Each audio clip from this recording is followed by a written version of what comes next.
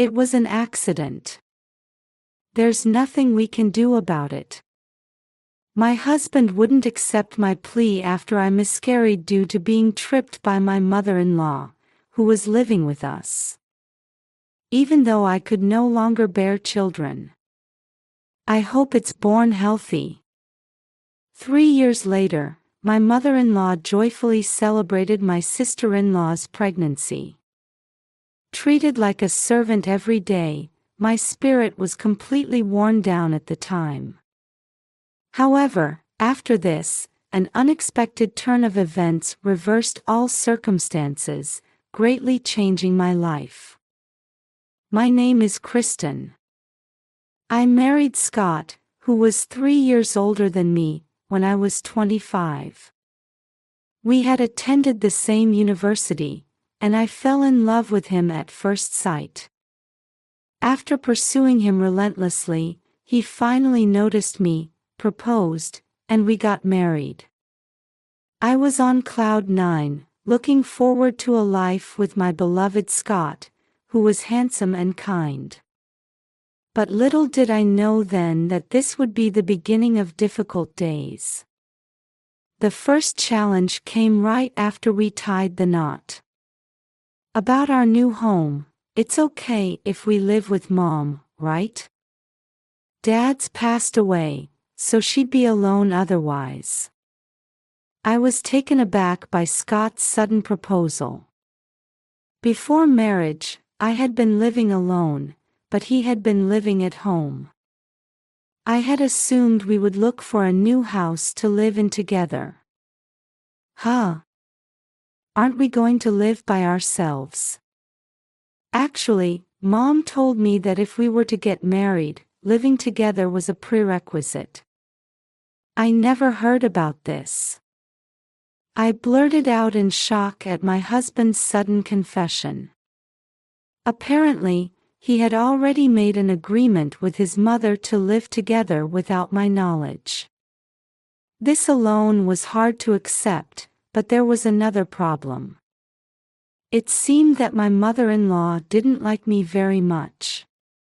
During our first meeting and at the wedding, she only spoke to me when absolutely necessary and occasionally gave me cold looks.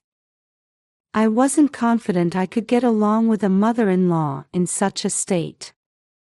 However, my husband didn't seem to understand my concerns at all. What's the problem with living together? Don't worry, you'll get along well with Mom.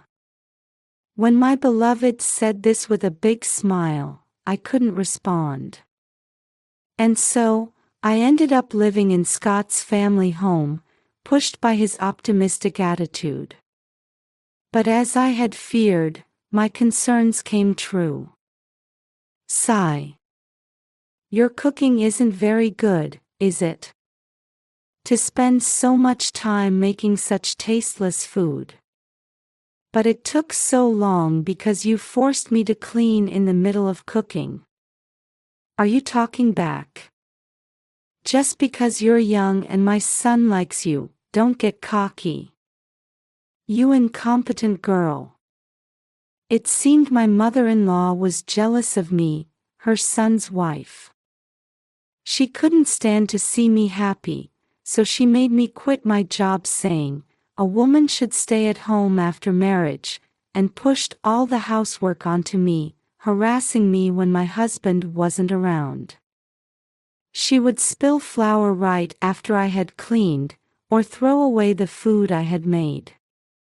Even when I talked to Scott about it, all he would say was, I'll talk to her, but despite pushing for us to live together, he didn't do anything. So, even though we were newlyweds, I was already stressed out. But in the midst of all this, there was one person who was on my side. I can't believe it. You're leaving everything to Kristen. Mom, you can move too, you need to share the work. It was my sister-in-law, Vanessa, who scolded my mother-in-law for lounging on the sofa while I was doing housework. It's fine. Kristen wants to do it. That can't be true. Scott, you need to properly scold Mom too. Why am I getting scolded too? Vanessa, who was mature for her 22 years, not only scolded Scott, who was watching TV, but also helped me with the housework. Let's do it together, she said with a cheerful smile, and I felt my heart being healed. Vanessa had been friendly with me since I started dating her brother. But there was a reason why she had become so attached to me, related to an incident a few years ago. That day, Vanessa was heading to her final interview at her first-choice company during her job hunt, but the train was delayed. When I happened to see her looking lost at the station, I drove her to the venue. After that, she successfully got the job offer and started working at that company, and she became even more fond of me. I'll always be on your side. Vanessa's carefree smile was one of the reasons I could endure these lonely days. However, a few months later, a big incident occurred that even her support couldn't help. Honey, I'm pregnant. One day, feeling something off about my body, I went to the hospital and called Scott with the exciting news. Having children had always been my dream. That's great. So I'm going to be a dad. Hearing Scott's happy voice on the phone, my heart was filled with joy like never before. Despite my worries, I still loved my husband at that time. Just thinking about raising a child together with him made my heart flutter. Surely now Scott will pay more attention to our family. However, even at this point, my mother-in-law seemed to resent my happiness. I wasn't expecting much, but when I told her about the pregnancy, she just nodded indifferently. There was no consideration for my condition, rather, she started making me go shopping at distant stores and carry heavy furniture, increasingly burdening me. Then, on a day when my belly had grown quite big, it happened. Geez! You're so slow, you're in the way. My mother-in-law, more irritated than usual, suddenly pushed me from behind. As a result, I lost my balance and hit my stomach hard on the corner of a table. Ouch! At that moment, I was struck by a pain I had never experienced before. With a bad feeling, I called an ambulance myself and headed to the hospital, leaving my mother-in-law who had fled to her room. The test results were horrific, something I wanted to turn away from. Not only had I miscarried due to the impact, but I had also become unable to have children. Because of you, I can never meet my baby again. How are you going to take responsibility for this? When I returned home, I confronted my mother-in-law, crying in shock. If only she hadn't done such a thing, I might have been able to meet my child in good health. It's your fault for being so clumsy, isn't it? How cowardly of you to blame others. But my mother-in-law didn't even show a hint of apology and continued to hurl abuse at me. And what shocked me the most were my husband's words after I explained the whole situation. I understand you're sad, but it was an accident, right? There's nothing we can do about it. He didn't even try to accept my tearful plea. Even though I could no longer hope for children, why did my husband think he could dismiss it as unavoidable? Was his joy over the pregnancy a lie? Let me tell you, don't even think about something stupid like divorce. If you leave, I'll bring Vanessa back to take care of the housework. After Scott returned to his room, my mother-in-law drove the nail in, as if to further crush my despair. Honestly, divorce had crossed my mind, as she said, but I couldn't let my dear sister-in-law go through these days. When Vanessa learned about the miscarriage, she naturally scolded my mother-in-law, but even her voice was no longer a comfort to me. As if she had given up, Vanessa's visits gradually decreased. I want Vanessa to be happy. With all hope taken away and despairing for the future, I just mechanically went about doing household chores as ordered by my mother-in-law. I even felt it was pointless to think about anything anymore. But after 3 years of lonely time, one day, an unexpected turn of events occurred that reversed all circumstances. Vanessa, who hadn't shown her face for a while, came to the house. Actually, I'm pregnant with my loved one's baby. I'm planning to marry him soon. That's wonderful.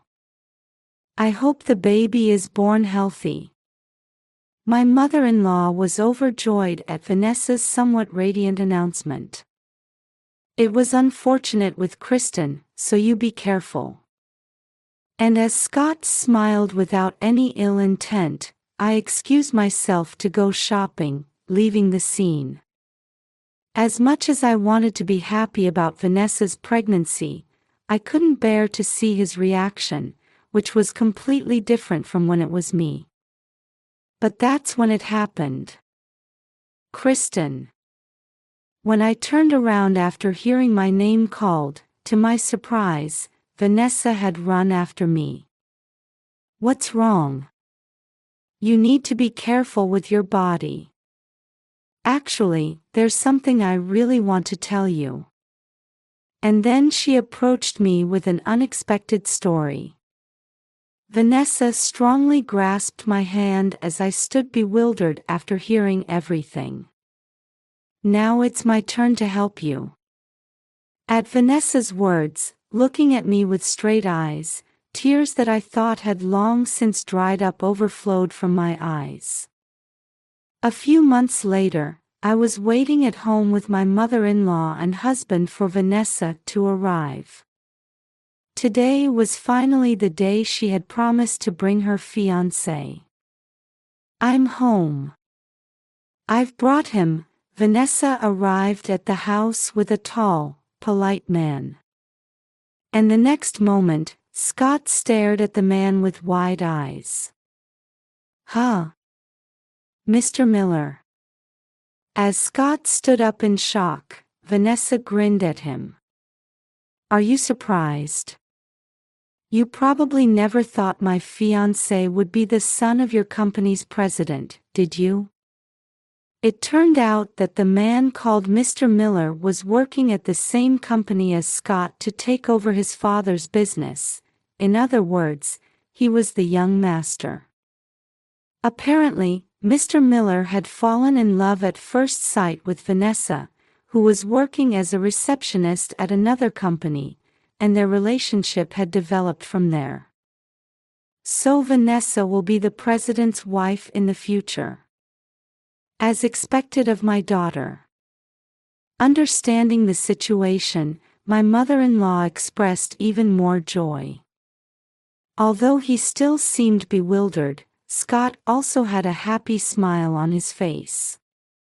Probably thinking that having the president of a first-class company as a relative would bring them some benefit.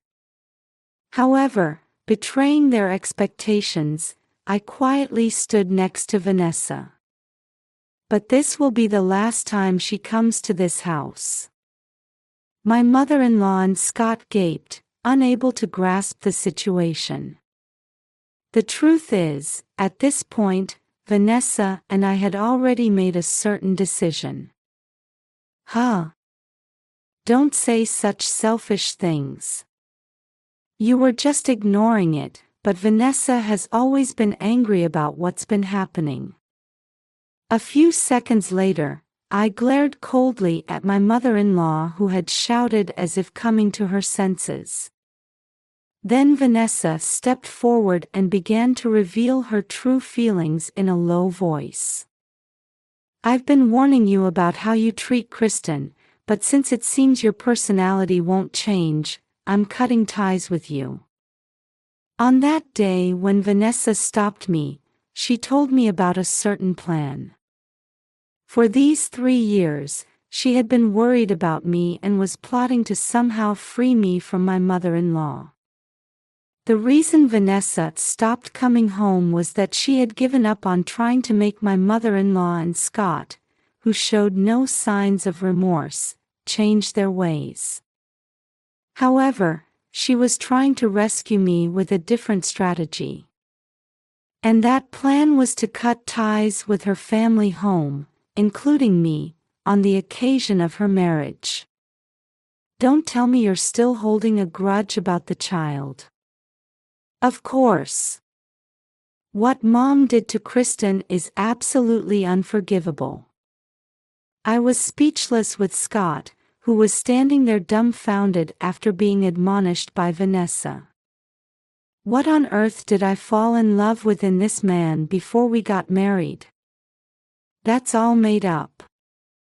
I didn't do anything. You're being deceived by this woman. Despite being told so much by Vanessa, my mother-in-law, refusing to admit her faults, pointed her finger at me. In response to her, I took out my smartphone, seizing the opportunity. Can you still say that after seeing this? Finally closing her mouth in shock at the video being played, my mother-in-law. It was evidence footage of harassment that I had been collecting for several months since hearing about Vanessa's plan. Thanks to her, I found courage.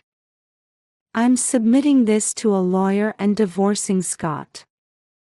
Vanessa gave me an unchanged smile as I strongly declared this. For a long time, I had given up on my own future, feeling hopeless and that nothing could be done. However, thanks to her reaching out to me, I was finally able to take action to carve out a bright future for myself. Divorce? No way. I refuse. By the way, we know what you did too. Vanessa sharply cut off Scott, who had started to throw a tantrum. As if he had a guilty conscience, he stiffened in surprise. And as if this was a signal, Mr. Miller, who had been quiet until now, started to explain the situation, saying, "We did a little investigation at the company." According to him, Scott's self-centered attitude was the same at work. He harassed subordinates who didn't do as he wanted, bullied colleagues he didn't like into resigning, and these misdeeds came to light with just a little digging by Mr. Miller. Apparently, this had already been reported to his father, the president, and there was already talk of firing Scott. No way.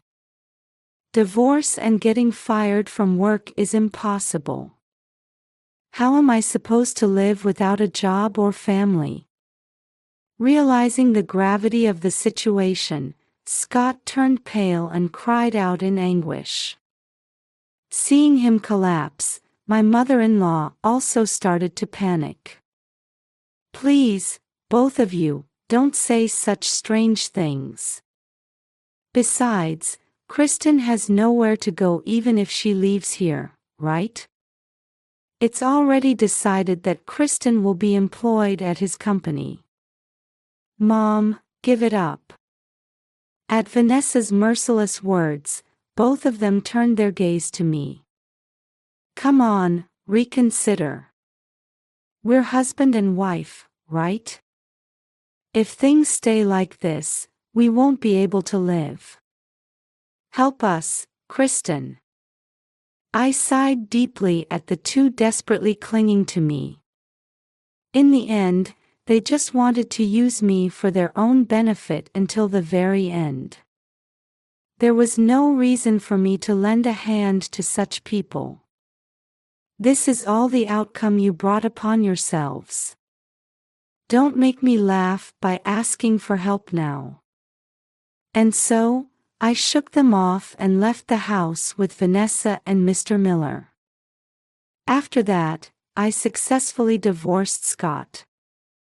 With the evidence I had gathered, it was determined that the treatment I had received was terrible, and my mother-in-law was ordered to pay $30,000 in compensation. And as Mr. Miller had said, Scott was fired from the company.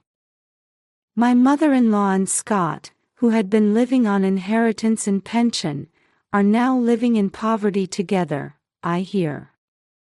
On the other hand, Vanessa cut ties with her family home and is now happily married to Mr. Miller.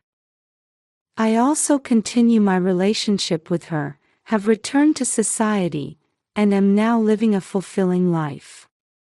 From now on, I want to live